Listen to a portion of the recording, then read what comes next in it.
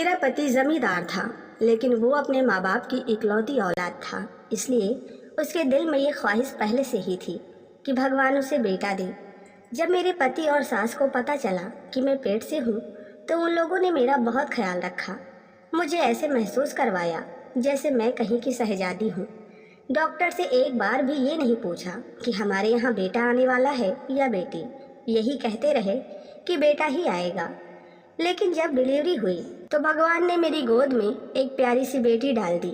मैं इस बात पर बहुत खुश थी कि पहली औलाद बेटी हो गई तो क्या हुआ, सेहतमंद औलाद होने से ज़्यादा और क्या अच्छा हो सकता है। मुझे उम्मीद थी कि सब खुश होंगे, लेकिन मेरी बेटी के पैदा होने पर कोई भी खुश नहीं था।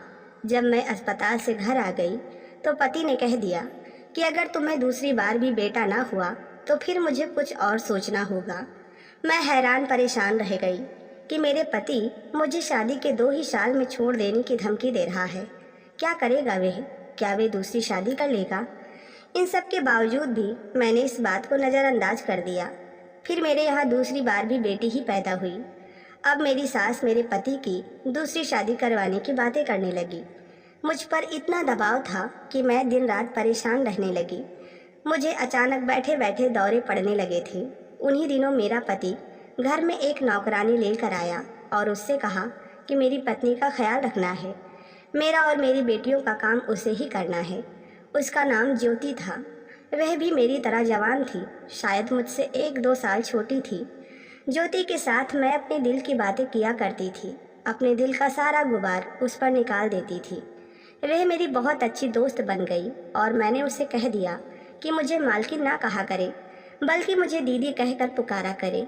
वह मेरी बेटियों का भी बहुत ख्याल रखती थी।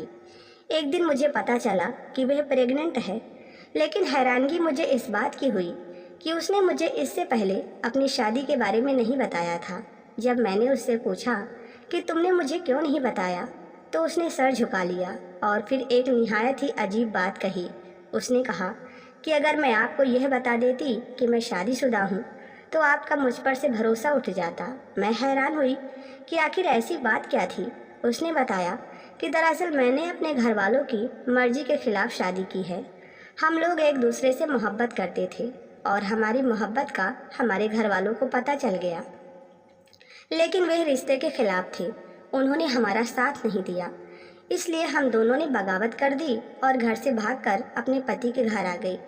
लेकिन मेरे पति को भी उनके घर वालों ने घर से निकाल दिया और तब से मैं यह काम करने पर मजबूर हूँ, वरना मैंने तो कभी सोचा भी नहीं था कि मैं किसी के घर नौकर बनकर काम करूँगी।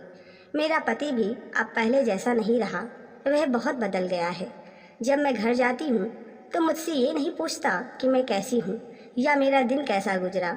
सीधा एक ही सवाल करता है कि पैसे कितने लाई हो। ज्योति की बात सुनकर मेरा दिल भर आया और मैं सोचने लगी कि वाकई जिस शख्स के लिए एक लड़की अपना सब कुछ छोड़ कर आए और वही बदल जाए तो फिर दिल पर क्या गुजरती होगी। मेरे पति को भी मुझसे मोहब्बत नहीं थी, उसने सिर्फ मुझे बच्चा पैदा करने की मशीन समझा था। अगर मेरे यहाँ बेटियाँ पैदा हो रही थी तो इसमें मेरा क्या कसूर था। मैं और ज्योति एक दूसरे से अपने दिल की बातें शेयर करते थे। उन्हीं दिनों मैंने अपनी सास को किसी से बात करते सुना। उन्होंने कहा कि आप फिक्र न करें, हम रिश्ता लेकर आएंगे, आपकी बेटी को जल्दी विदा करवा देंगे। मेरे दिल पर क्या गुजर रही थी ये सिर्फ मैं ही जानती थी। सोचने लगी कि क्या करूं, किससे मदद मांगूं। अपने पति से इस मामले पर 1000 बार झगड़ चुकी थी, लेकिन नतीजा कुछ नहीं निकलता था।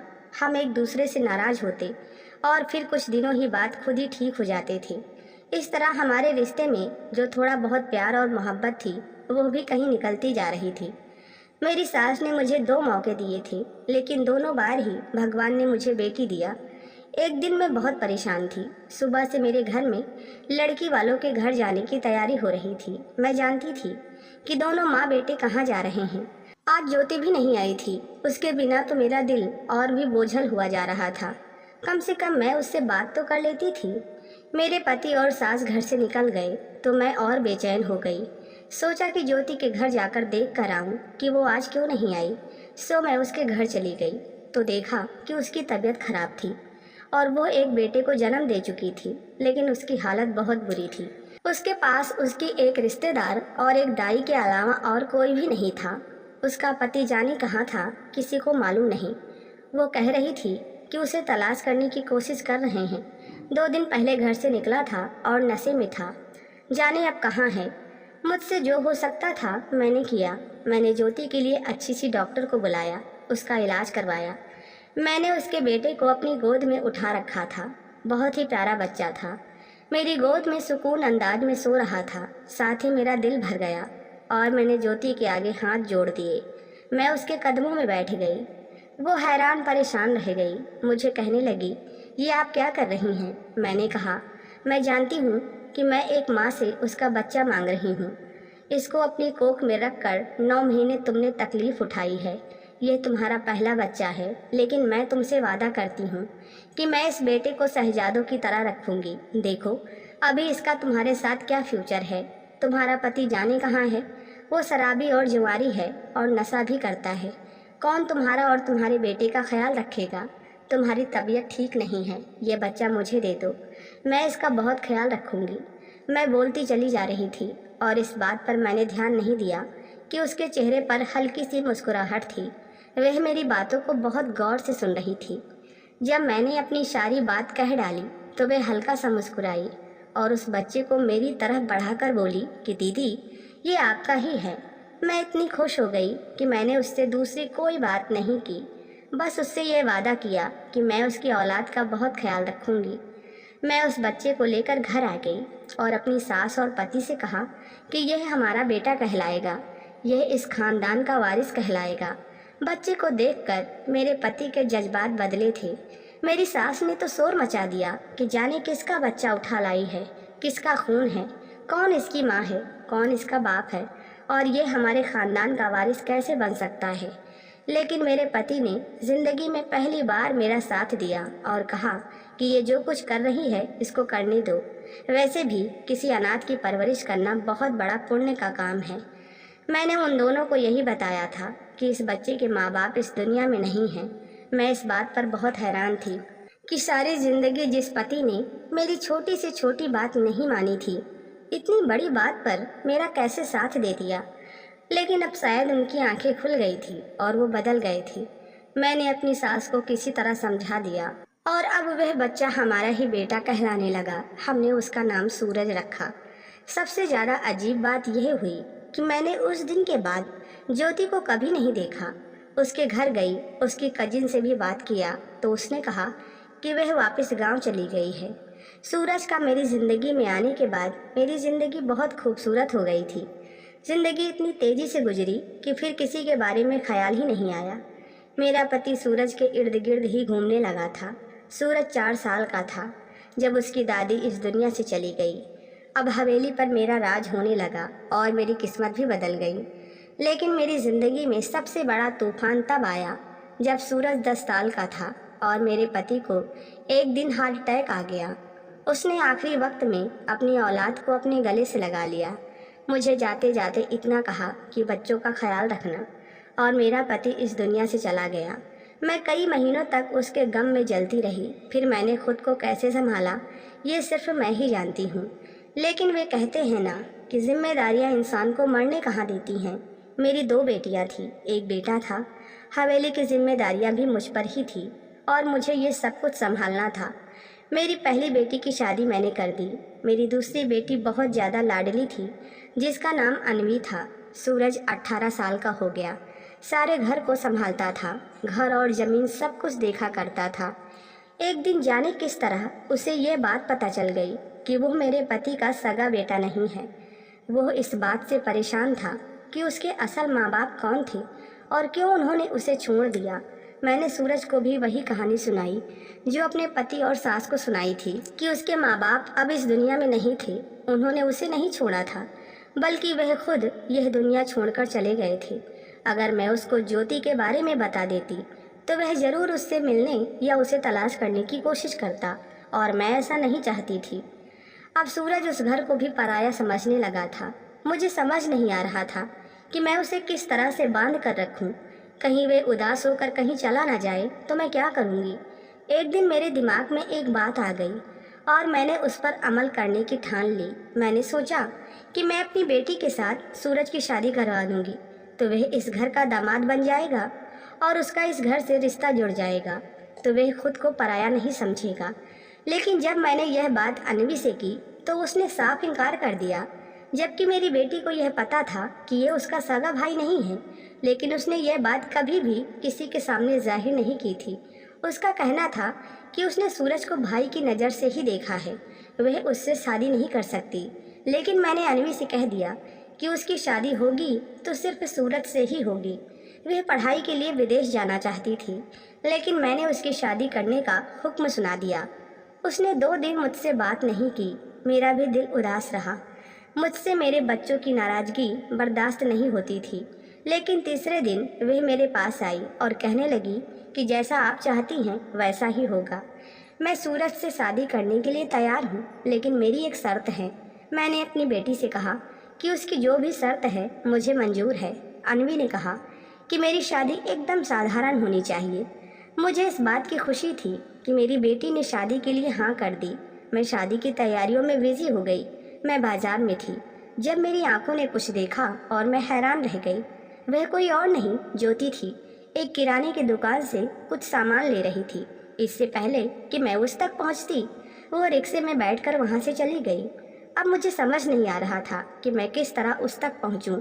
मेरे दिमाग ने काम किया और मैंने सोचा कि इस किराने वाले को शायद इस औरत के बारे में मालूम हो। मैंने उससे ज्योति के बारे में पूछा तो वो फौरन से कहने लगा, आप उनके रिश्तेदार हैं तो एक काम करें, उसने 2-3 महीने से यहाँ से कर्ज पर सौदे लिए हैं, उसके पैसे चुका दें। मैंने उससे कहा कि उस औरत ने जितना भी राशन तुमसे लिया है उसके पैसे मुझे बताओ, मैं उसके सारे पैसे चुका दूंगी और मुझे उस औरत के घर का पता बता दो। मैं ज्योति के घर गई। उसका घर काफ़ी करीब ही था, लेकिन उसके घर के बाहर ताला लगा था।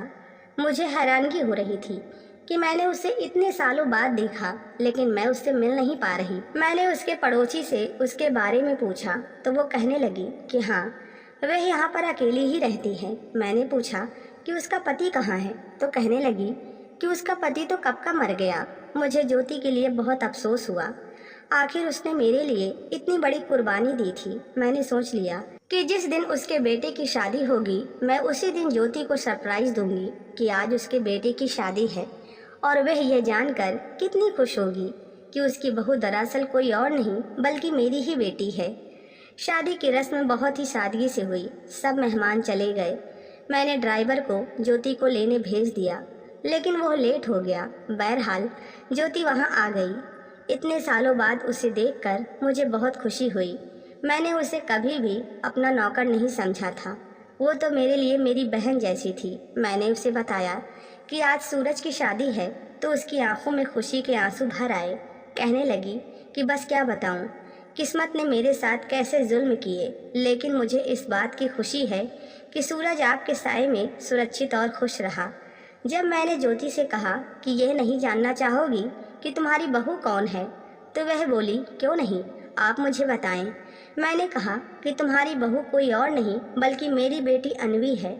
ज्योति के हाथ में चाय का कप था जो उसके हाथ से गिर गया। वो हैरान परेशान सी रह गई। कहने लगी कि आप कह दें कि ये झूठ है, आप मजाक कर रही हैं। उसने अपना सर पकड़ लिया और बुरी तरह से रोने लगी।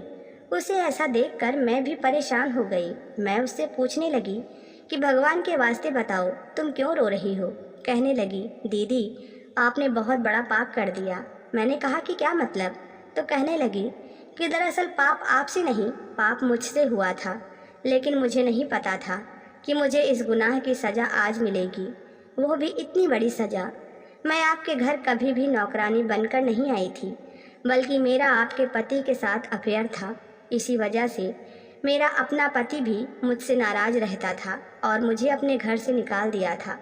मालिक मुझे हवेली ले आए, लेकिन उन्होंने कहा कि तुम्हें यहाँ नौकरानी बनकर रहना होगा। जब मैंने आपका अपने साथ रवैया देखा तो मुझे अपने किए पर बहुत शर्मिंदगी हुई, और उसकी भरपाई करने के लिए जब आपने मुझसे मेरा बेटा मांगा तो मैंने फ़ौरन आपके हवाले कर दिया। मैंने आपसे आपका पति छीना था।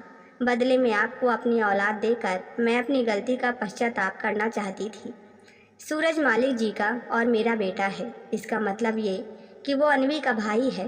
मैडम जी, यह आपने क्या कर दिया? भाई और बहन की शादी करवा दी। ज्योति की यह बात सुनकर मुझे अपनी रंगों में खून जमता हुआ महसूस हुआ। मेरा दिल एक झटके से बैठ गया। यह मैंने क्या कर डाला था? तभी अचानक अनवी और सूरज के आपस में झगड़ने की आवाज़ आई। घर से बाकी सारे मेहमान जा चुके थे। वैसे भी हमने ज़्यादा लोगों को नहीं बुलाया था। अनवी सूरज से झगड़ा कर रही थी। जब उसने ये कहा कि यह शादी झूठ है तो ऐसे मालूम हुआ कि जैसे जख्म पर किसी ने मरहम रख दी हो। लेकिन इस बात में अभी शक बाकी था। सूरज ने सारी बात बताई कि ज्योति विदेश जाकर पढ़ना चाहती थी। वो कभी भी शादी नहीं करना चाहती थी।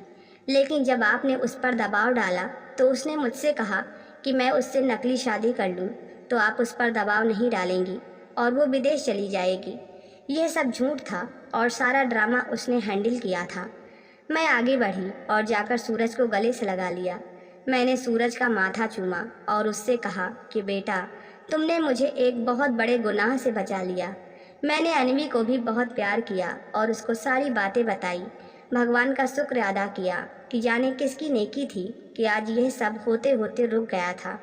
सूरज ज्योति से भी मिलकर खुश था। उसे इस बात की खुशी थी कि उसकी माँ उसे मिल गई है और अब हम सब एक ही घर में हंसी खुशी रह रहे हैं।